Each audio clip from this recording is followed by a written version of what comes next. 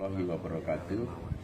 Bapak Ibu sekalian, warga Kabupaten Pati yang saya hormati dan saya banggakan, saya didampingi Bapak Kajari, Bapak Komandan Kodim 0718 Pati, Bapak Kapolresta, ingin menyampaikan bahwa mencermati perkembangan situasi dan kondisi, juga mengakomodir aspirasi yang berkembang, saya memutuskan kebijakan kenaikan PBB P2 saya batalkan untuk menciptakan situasi aman dan kondusif dan dalam rangka memperlancar perekonomian dan pembangunan Kabupaten Pati.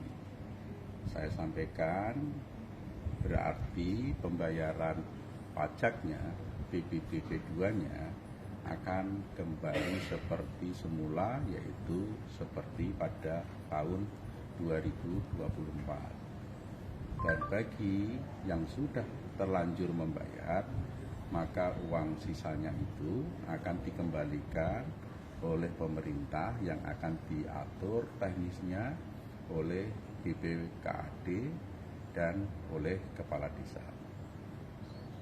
Saya sampaikan pula bahwa saya tetap akan konsisten membangun Kabupaten Pati secara maksimal, melayani masyarakat Kabupaten Pati secara maksimal, setulus-tulusnya.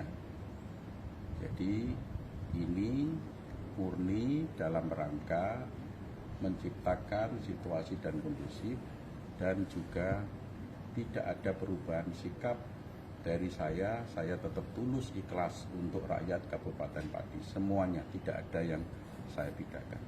Maksimal pembangunan sesuai dengan kemampuan keuangan daerah. Demikian yang saya sampaikan. Bila mana ada sesuatu yang kurang berkenan selama ini, saya mohon maaf yang sebesar-besarnya. Kita kompak, solid, gotong royong membangun Kabupaten Pati demi Kabupaten Pati maju. Kabupaten Pati kita cintai bersama. Terima kasih. Wassalamualaikum warahmatullahi wabarakatuh. Ada rencana hadir di aksi 13 Agustus, Pak, menemui unjuk rasa? Begini, dia itu 13 Agustus kan akan demo menuntut PBB P2 ini turun. Ya.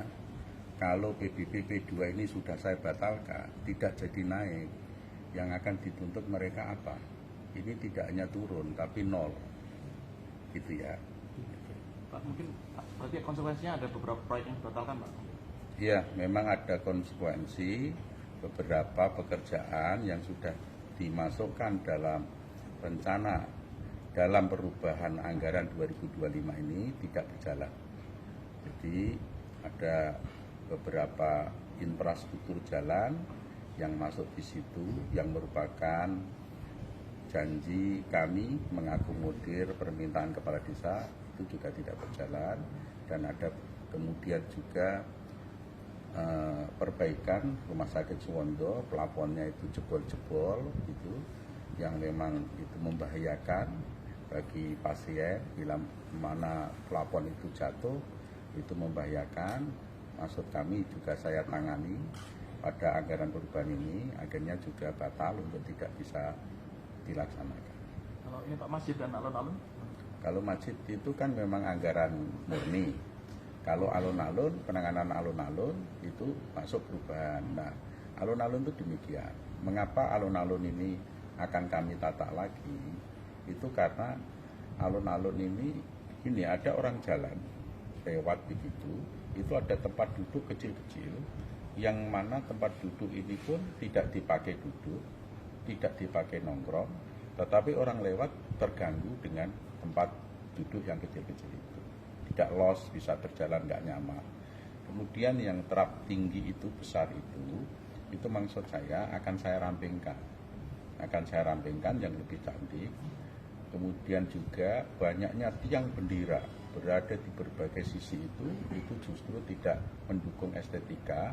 Itu juga akan saya rampingkan menjadi 9 bendera saja begitu. Kemudian lantainya yang sudah jelek sekali itu mau saya ganti. Jadi itu tidak merubah total.